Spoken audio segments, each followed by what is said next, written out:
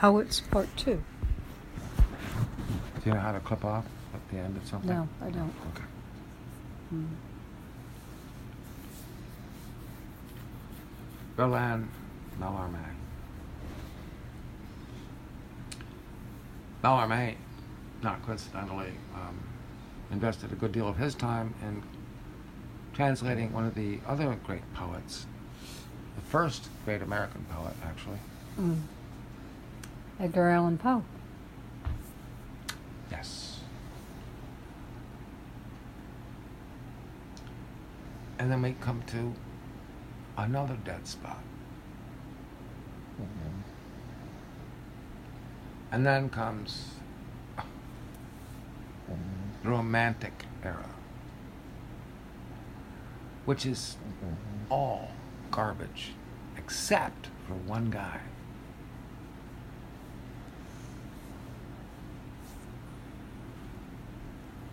And who is that? Samuel Taylor Coleridge. Really? All the Romantic poets were like young, handsome, beautiful young men. Mm. Many of them attractively homosexual, but it's like, Coleridge wrote his best stuff in his middle years. He Right. may actually have broken Milton's record. Oh, I forgot mentioning Milton. Milton. Mm. Who was a very indifferent poet. He was an important poet, theologian. Wrote a grand epic. Yes, he did, and his stuff, you know, not that good, actually. If you look at it, the scansion is not good. And this is where I would direct everybody on the Romantics. It's like their scansion sucks. Mm-hmm. So what was I talking about? So the Romantics, and then who were not that good. About the poets. I talked about Samuel Taylor Coleridge. Coleridge. Mm-hmm. And the truth is that every poet who's ever been great has only written one or two great poems. And because poetry is a gift from God, which is why you can't include Shakespeare. It's like, nobody could do that. It's the same reason why Mozart's middle name is Amadeus. It's a gift of God. It's like beloved by God. Mm-hmm. He was like given this outpouring of things, right? But Samuel Taylor Coleridge was given two poems, one of which was the merest fragment, which has dazzled and bewildered people for a couple hundred years now. Mm. And what was that?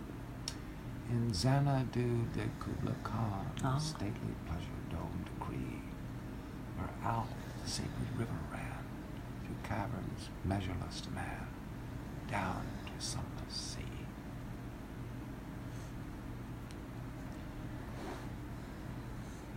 I could go on, but eventually I would stumble, and then you would have to like restart this. It's like, Okay. where Alph, the sacred river, ran through caverns. Oh no, it's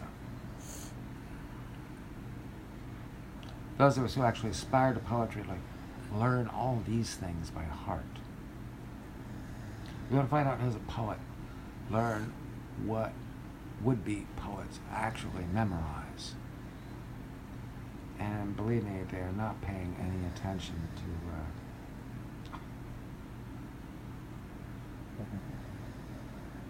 Byron or Keats. Or Shelley. Or even Shelley. Mm-hmm. Shelley is easier to understand, but you know, it doesn't quite make the cut. He was, after all, present at the terrible things where his wife invented Frankenstein. So it's like Where were we? Coleridge. Xanadu. It is an ancient mariner. He stoppeth one of three. Do you know that poem? Mm-hmm. To my mind, it's the greatest English poem, not Shakespeare, ever written. Hmm. Do you know what it's about? The Ancient Mariner? Yeah. Do you remember the whole thing? I do, and I will wear out your thing. Yeah. All right. All right. So after them,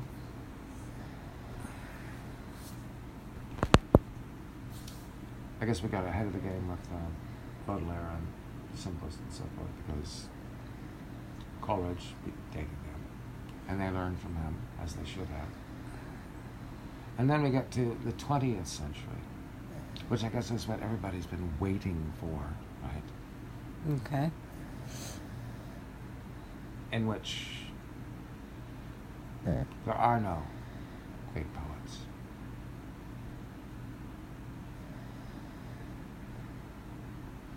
There is one who is an honorable mention. There is one who is a phony, much overpraised. Oh, excuse me. There are like a half dozen others who are overpraised and phony. And a couple of women, too. And, okay. There is a chance that somewhere inside the poem that Ezra Pound edited to turn into The Wasteland, there was a poem.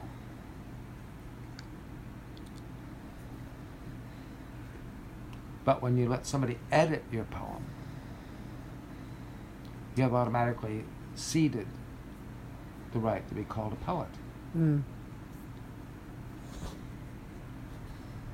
So, yeah, there are several verses that I like from Eliot.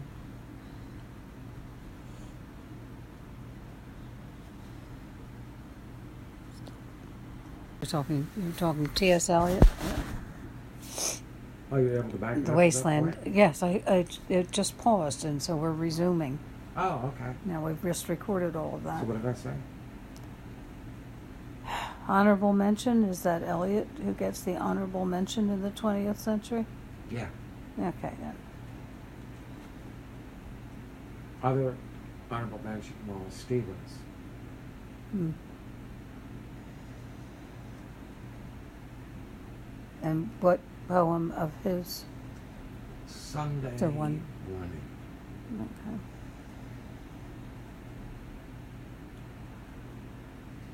But the others, ...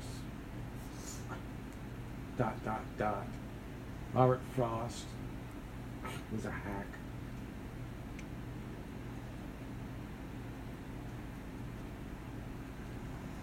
All right, who was, okay. Ginsberg never had a poetic vein in his body.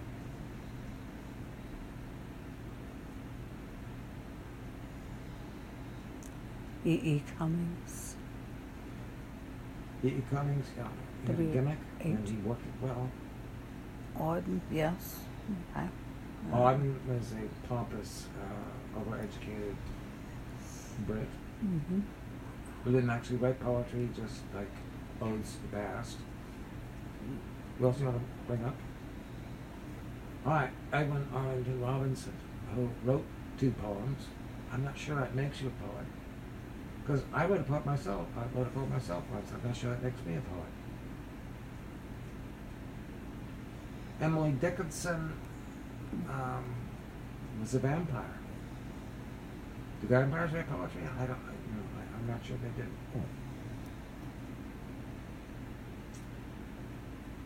Sylvia Plath, a poet who commits suicide, is not a poet because she does not aspire to tell you something new about the nature of life or enable you to go on living it.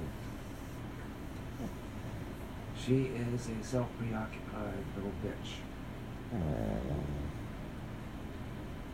End of session.